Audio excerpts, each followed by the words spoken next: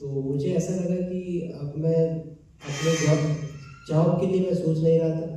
मैं सोचा कि मैं सिविल सर्विसेज के लिए ही जाऊँगा और मैंने फिर धीरे धीरे मन बनाना स्टार्ट किया, अपने रोल मॉडल्स ढूंढने स्टार्ट किए, क्योंकि मुझे लगता है कोई भी सफलता के लिए सबसे पहले हमें रोल मॉडल्स की ज़रूरत होती है। तो कई सारे टॉपर्स जो मैं रिलेट करता था, मैं अपने हिसाब से रिकग्नाइज किया और उन्हें ही सुनने की कोशिश करता था। और फिर धीरे धीरे मैं प्रिपरेशन में 2021 में पूरी तरीके से आया। और जब मैं पहली बार प्रीलिम्स एग्जामिनेशन देता हूँ तो अभी तक 6 से लेकर 12 और इवन उससे पहले भी मैंने कभी असफलता देखी नहीं थी। जब मैं पहली बार असफलता 2021 में देखता हूँ और प्रीलिम्स में मेरा सिलेक्शन नहीं होता, तब मुझे पता चलता है कि असफलता क्या होती है। तो मैं कहूँगा मैं बहुत फॉर्चुनेट था कि उस साल मैंने असफलता देखी। मुझे लगता है कि उसने मुझे और हम्बल बना दिया।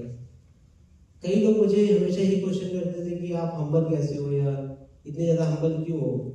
तो मैं कहता हूँ कि 2021 का प्रीलिम्स, उसके बाद 2022 का जब मेंस मैंने फेल किया, फिर 2023 का मेंस फेल किया और 23 में मुझे मेंस के बाद मुझे काफ़ी होप था कि मेरा इस बार मेंस निकल जाएगा, क्योंकि मेरा जो ऑप्शन था उसमें मैंने काफ़ी बेटर किया था।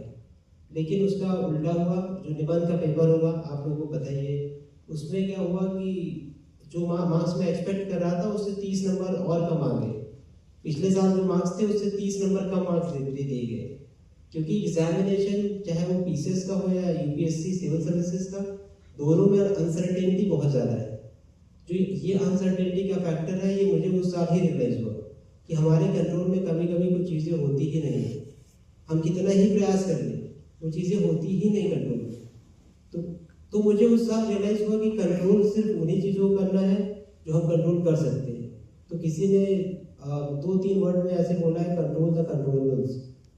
तो मैंने फिर डिसाइड किया कि मैं ऐसे को बेटर करूंगा, बट मैं ज़्यादा एक्सपेक्ट नहीं करूंगा। फिर 2024 में मैं फिर अपीयर होता हूँ। फॉर्चुनेटली उसी साल मेरा 2023 में अनफॉर्चुनेटली मुझे एक डिजीज हो गया था, तो मैं उससे काफ़ी ज़्यादा सीवियरली इफेक्टेड हुआ। और हालांकि उसी बीच मैंने Indian forest service mains examination लिखा था। Even typhoid